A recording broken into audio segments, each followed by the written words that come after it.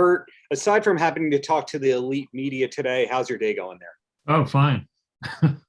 Well, we were connected to talk about this project that you're basically the showrunner of. Do you like that term, showrunner? It's all encompassing, and so what I do is I write and direct all the episodes, but I'm also the boss, so sure, Yeah, covers everything. it's an interesting thing where you're able to be that creative force, yet, Mm. deal with everyone as the management. When did you notice you had that skill set to be able to not only be creative, but also deal with the creatives? Oh, right away. I don't know.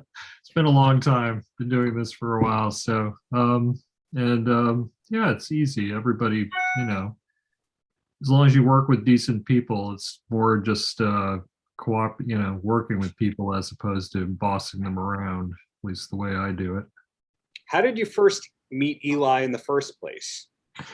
Let's see. Well, actually, I met him through this project because I saw this project, the title "History of Horror," written on somebody's development board at one of the companies involved in this production. There were a bunch of people, and I said, "History of Horror, I want to do that." And so meetings were arranged, and I met Eli, and we all got along, and here I am, season 3.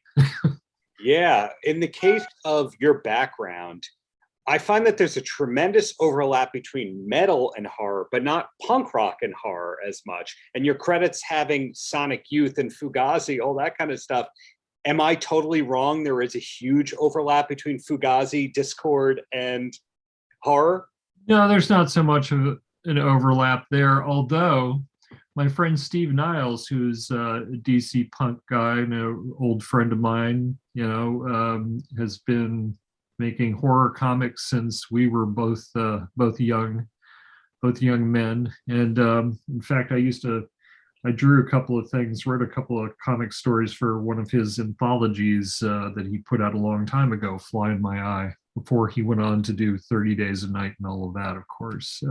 So yeah, there's, in any group of people, you're going to find people who have certain overlapping interests in film and pop culture. Were you always a horror guy to begin with? Yeah, definitely. Yeah. Horror and science fiction, science fiction horror in particular, big favorite of mine. So I'm always trying to work some of that into things. That's interesting to hear, because when we go through Wikipedia, your entry, because we know that everything on there is totally correct, and it's everything you did, and etc. It really doesn't go into the horror part of your life until like this project. Oh, yeah. Well, yeah. We all live different lives, much like when I started making documentaries. At the same time, I was also having, my nightlife, which was very separate and much more to do with, going to shows and punk rock and all of that stuff. And during the day, I had my, this gig. And so trying to bring these things together, actually, I sort of try to keep them separate, basically, which is why I've never done a music documentary, despite the fact that like 95% of my friends are musicians. There you go. So that answers the question as to whether or not you're still connected to music. The answer is resounding yes. So finishing season 3 of this show, do you think there could be a 4 and 5? There's enough material to keep it going? Yeah, there could definitely be a 4th season. In fact, I'm working on developing that right now. So, and if the ratings are good, who knows? That could happen again. That is so great to hear, because there's a lot of shows that start off the history of blank, and that they really have 10, 12 episodes at best. Yep. And everything that was worthwhile was covered in the first season. Like, I love Behind the Music, but at a certain point, they kind of started covering artists who really only had one album. So there wasn't so much high level stuff to cover. It's kind of like, then they had their hit and then they bottomed out. And repetitive. Yeah, exactly. And even in the very successful bands, it's basically the same story, It's that Eagles documentary, except either at a larger or smaller scale, usually smaller scale of, they had a success and then they tore each other apart in a miasma of drinking and drugs and bad decision making. And bad business management, and then the next album wasn't a hit. Yeah, exactly. And this is why I'm from a straight edge community, so there's less of that business. Basically, it's more do it yourself. You don't assume that you're going to make any money, so everybody's better off. I would assume that because of the bands that you'd worked with and were around, that you were also in the alt comedy scene of the mid 90s. Well, yeah, I got some friends now, and I was into that scene. I've really only kind of known people, since recently, actually. So, that's why I have Dana Gould in the show. So obviously, who's one of the legendary figures, I think, of that era. So, yeah, Dana Gould, excellent alt comic that not everybody realizes. Been one of the most instrumental people for The Simpsons all these years. And The Simpsons always seem to know the deal on horror, not just the treehouse of horror stuff, but it seems like everybody who wrote for The Simpsons was aspiring to be a horror writer. or at the very least grew up in all of that, for sure. So The Simpsons during, I haven't seen it in 10, any new episodes in 10 years easily. So, but the classic Simpsons, yes, absolutely. Sure. So we were again set up to talk about this showrunner, gig that you have right here. But are there any other projects that you're allowed to talk about that are not under deadline.com embargoes? Well, actually, yeah, I'm working on other stuff. And in fact, I can't talk about it. That's very amusing since you mention it. I have my hand in many things right now. So, but the most exciting thing and the thing that I love the most is the history of horror. So it's by far the happiest experience I've ever had on a series. Wow. And then related to all that, how much did you know before you started working on the show? For example, do you know 80% of what's being said on screen? Or did you really have to do your homework and you only know the general topic?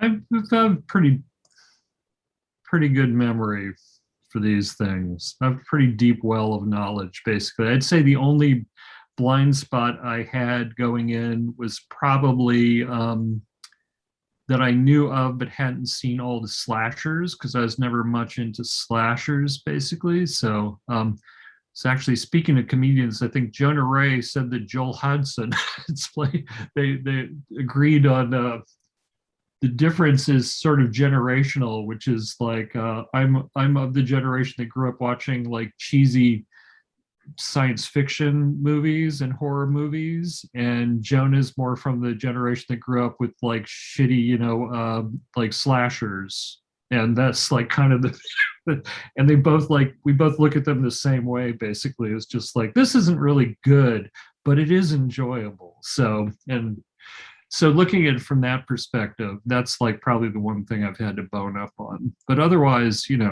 I've been a voracious consumer of media, as you can see behind me, my albums, and this isn't even my, thousands of Blu-rays and stuff. So, I just watch everything. Well, the last thing I want to ask you before I let you go is, you, from what I can tell, are one of those people who figured out what they're interested in and then turned it into a career, which is very inspirational to the people who are going to high school who realize, like, I don't want to be a teacher or a doctor or a lawyer. So when did you know that this was a career and possible to be a career? When did I know? I don't know. It's probably more like when I was, late 20s, I think, basically, is when I started doing this. So, and that's mostly just taking advantage of opportunities. I mean, I always knew that I wanted to do things like this. And even before I had something, I used to put out a fanzine that actually did weirdly well. And, so I was kind of, I was always writing and making things, and then having the opportunity to actually make shows was just something I latched onto and was good at basically right away. So, so then just parlayed it into something. But basically it's more just if if you've got something, if you have an interest in a strong enough interest in something and you find somebody who's sympathetic, will give you a break, then, you take it and run with it. So, but a lot of it's luck. So basically, hard work, luck, yeah, opportunity. well, hard work goes without saying. You can't stop, particularly in this business. If you there's no resting, because if you're freelance, you're always fighting to survive all the time, every day, because there is no job security, particularly in what I do. It's just working, which is why I just have this tons of credits, basically, is because I have to, eat. So, Good answer. Well, thank you for your time and looking forward to whatever's next, including the embargodeadline.com materials. okay. Paltrocast.